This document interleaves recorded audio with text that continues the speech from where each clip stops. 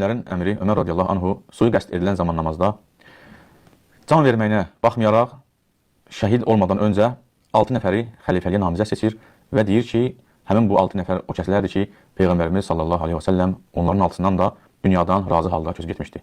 Və həmin şəxslərdən də biri Əli radiyallahu anhu idi. İstər Allah Rəsulunun xəlifəsi Əbu Bəkir radiyallahu anhu, istər möminlərin əmri Ömər radiyallahu anhu, bunlar haqqında sui zəndə olanlar, pis zəndə olanlar, onları dünya malında, vəzifədə gözləri var idi və s. xilafəti, hakimiyyəti başqasının əlindən aldılar deyənlər yaxşı bilirlər ki, nə Əbu Bəkir radiyallahu anhu öz evladlarını, oğlanlarını və s. xəlifə qoydu, nə də dünyadan mal-dövlət yığıb getdi. Həmçinin möminlərin əmri Ömər radiyallahu anhu həmin bu 6 nəfəri seçən zaman özünün ölü evladlarından heç birini xəlifəliyə namizəd qoymadı.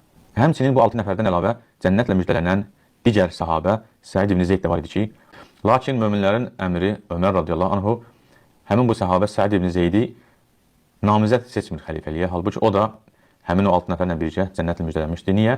Çünki öz qohumu idi ona görə. Çünki öz qohumu idi ona görə. Çünki öz qohumu idi ona görə. Bismillahirrahmanirrahim. Elhamdülillahi Rabbil alemin. Və sallallahu ala Muhammedin və alihi tahirin. Və la'nu daim ala a'daihim ecma'in. Debat fərarisinin qeyd elədiyi məsələlərdən biri bundan ibarətdir ki, güya Ömər ibn Xəttab dünya malında gözü olmayıb və özündən sonra xilafəti hətta övladlarına belə tapşırmayıb. Baxın, bu sözü ilə əslində bu insan doğrudan da özünün nə qədər ya cahil olduğunu göstərib ya da həqiqətləri gizlədən bir insan kimi özünü qələmə verib. Baxın, əgər bir insan iddia edirsə ki, Ömər ibn Xəttab özündən sonra övladlarına xilafəti qoymayıb və buna görə qoymayıb ki, deməsinlər ki, misal üçün bu özündən sonra xilafəti övladına tapşırdı. Bu sözü deyən insan digər tərəfdən adil bildiyi və özünün dayısı hesab etdiyi Muaviyyəni pis vəziyyətdə qoyub. Niyə görə? Çünki Muaviyyə özündən sonra xilafəti oğlu Yəzidə tapşırıb. İslam.info saytına müraciət edirik. Vəhabi Araşdırma Mərkəzi belə bir sual verilib. Limaza ahidə Muaviyyətu bil xilafəti libnihi Yəzid. Deyir, niyə görə Muaviyyə xilafəti oğlu Yəzidə tapşırdı? Bu sualı yazsanız həmin məqalə sizə gələr. Cavabda deyir ki, Rabiən, dördüncü məsələ, deyir, o vaxt ki, Muaviyyə gördü ki, insanlar ixtilafdadılar, izdirab içindədirlər, fitnələr baş verəcək və s.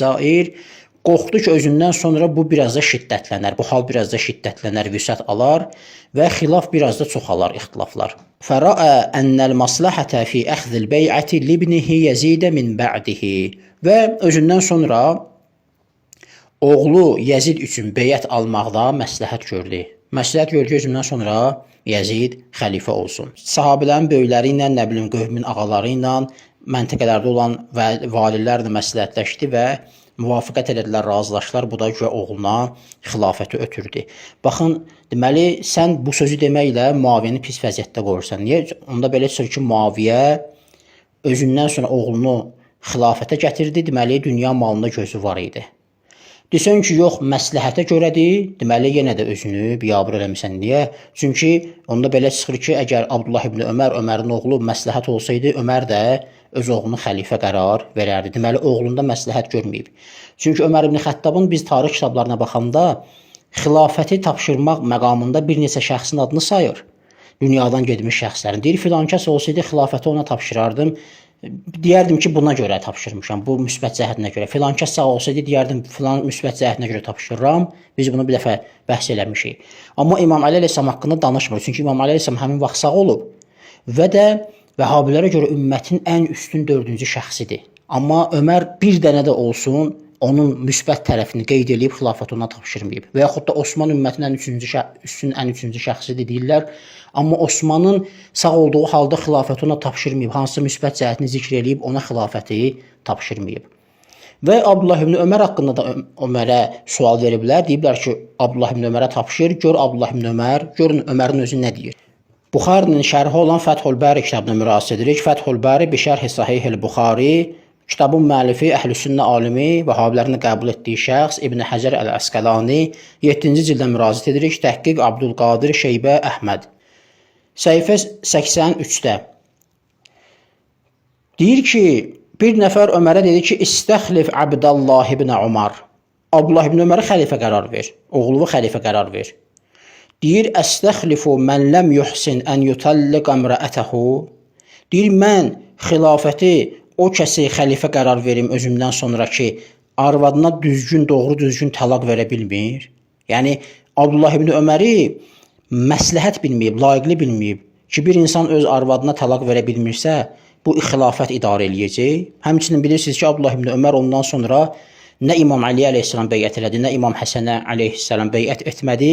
Özü də İbn Həcər əl-Əsqəlani burada qeyd edir ki, və əxrəcə ibn Səədin bisənədin sahihin. Bu səhih sənədlə İbn Səd bunu çıxarış edib, çıxardı. Hansını? O məsələ ki, Ömər deyir ki, oğlu haqqındakı o arvadına doğru düzgün talaq verməyi belə bacarmır. Möminlərin əmri Əli radiyallahu anhu niyə də zəlil idi ki? Onun möminlərin əmri Ömər radiyallahu anhu kimi qudası var idi. Onun möminlərin əmri Ömər radiyallahu anhu kimi qudası var idi.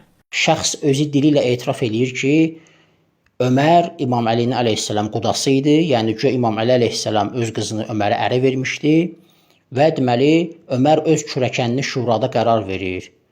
Sual meydana çıxır ki, onda belə çıxır ki, Ömər xilafət özündən sonra elə öz kürəkəninə ötürmək istəyir. Biz ona görə deyirik ki, danışmamışdan qabaq bir ölçün, biçin, görün nə danışırsınız. Bu cür söhbətlər danışıb özünüzü biabır edirsiniz. Biraz danışmamışdan qabaq fikirləşin ki, siz nə danışırsınız. Lakin möminlərin əmri Ömər radiyallahu anhu həmin bu səhabə Səid ibn Zeydi namizəd seçmir xəlifəliyə. Halbuki o da həmin o 6 nəfərlə birgə cənnətlə müjdələnmişdi. Niyə? Çünki öz qohumu idi ona görə. Möminlərin əmri Əli radiyallahu anhu niyə də zəlil idi ki? Onun möminlərin əmri Ömər radiyallahu anhu kimi qudası var idi. Möminlərin əmri Ömər radiyallahu anhu sui-qəsd edilən zaman namazda can verməyinə baxmayaraq 6 nəfəri xəlifəliyə namizəd seçir və həmin şəxslərdən də biri Əli radiyallahu anhu idi. Bunlardan əlavə həmin debat fərarisi Vəhabiyyə və bütün Vəhabilərə sual verir ki, bir dənə öz mənbənizdən dəlil gətirin ki, İmam Əli əleyhissalam Əbu Bəkrin, Ömərin, Osmanın 25 illik xilafəti dövründə hər hansısa döyüşdə iştirak edib və yaxud hər hansısa şəhərdə vali, rəsmi olaraq vali işləyib. Bəli, İslamın mənfəətini, mənafeyini nəzərə alıb müəyyən yerlərdə məsləhət verə bilər. Bunu biz inkar etmirik. Amma bircə dənə yer gətirin ki, orada hər hansı döyüşdə iştirak edib. O ki, deyirsiniz, Sasani imperiyasını dağıtdıqlarına görə Ömərə nifrət edirlər. Xeyr, İmam Əli əleyhissalam o döyüşlərin heç birində iştirak eləməyib. Bunun özü yetərlidir ki, İmam Əli əleyhissalam onları ümumiyyətlə qanuni xəlifə hesab etməyib. Sadəcə müəyyən məsləhətlər əsasında müəyyən köməkliklərini İslamın mənafeyini nəzərə alıb əsirgəməyib. Velhamdülillahi Rabbil aləmin və sallallahu alə Muhammedin və alihi tahirin.